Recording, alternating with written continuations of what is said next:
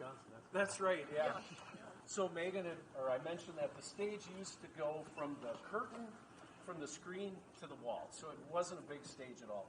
But vaudeville typically was one person on stage with a couple of props, so they didn't need a lot of space. But for us to have performances with bands, we needed to increase the size.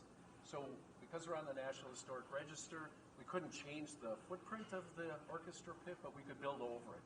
So it's still down there. You'll see it when we do the tour. You can peek up and see the original orchestra pit.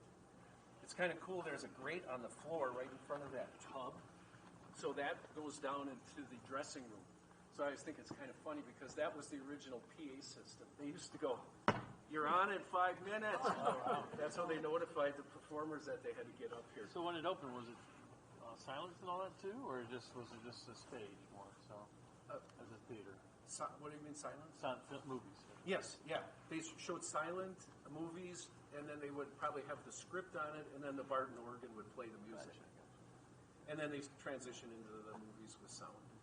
When we got the place too, this was all covered in meters and pipes, and we stripped it all off, and it worked so well for comedians. You know, when you see a comedian on stage with that brick wall, you think you're in like a New York comedy club or a LA comedy club. So last time we had the band here. This is where the drummer is, and we can have a keyboard player. We had a saxophone player, a trumpeter, so we can have a pretty decent turnout on the stage here. And they just roll the screen straight up? The screen goes straight up. Nice. And all of this stuff was replaced during the restoration. Those are called flies.